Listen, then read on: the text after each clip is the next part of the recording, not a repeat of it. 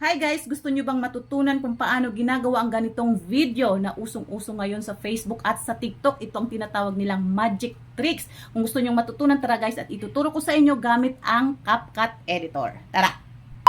So ngayon ho ay dapat meron na kayong nakahandang video na nais nyo i-edit. So ito guys, halimbawa na sa akin, nag-video ako na naghihiwa po ako ng papaya. Ngayon gagawa natin ito ng effect para mapakita ko sa inyo kung paano ito ginagawa. Una, puntahan lang natin ang ating CapCut Editor.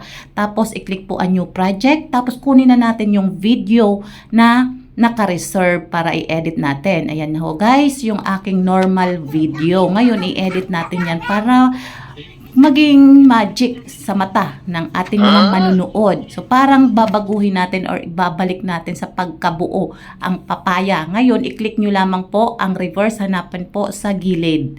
Ayan guys, yung reverse. Ngayon, hantayin po natin maging 100% po yan para po ma-apply yung effect sa ating video. Ngayon guys, medyo matagal po ang pag-apply ng reversing effect sa video, kaya antayin nyo lamang po ito. Isipin nyo lang po, nag-aantay kayo ng inyong mga forever. Huwag kayong mag-alala dahil darating din yan sa tamang panahon. So guys, ngayon kapag na-reach na natin yung 100% reversing, ngayon tingnan natin kung talaga bang na-apply yung effect sa ating video. Pindutin lamang yung arrow dyan sa taas. Ayan. Kung makikita nyo guys, parang binabalik niya sa dati. Nare-reverse yung video. Yung hiniwa kong papaya, parang manunumbalik sa pagiging buo. Ayan, di ba? Magic tricks. Ayan, nagiging Bisaya na tayo, guys.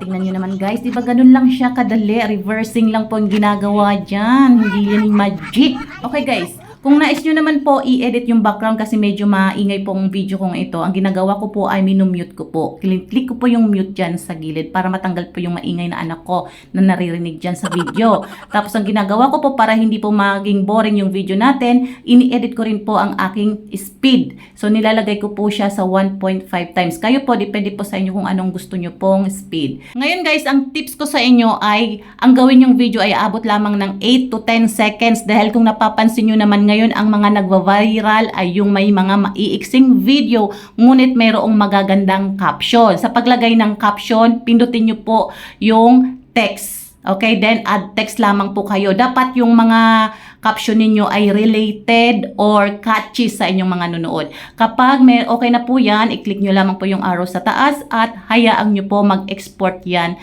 hanggang 100%. Kapag okay na po yan, diretso na po yan magsisave sa inyong mga gallery and ready to upload sa inyong mga reels. Yun lamang guys, at sana po ay may natutunan po kayo sa video natin ito. Good luck!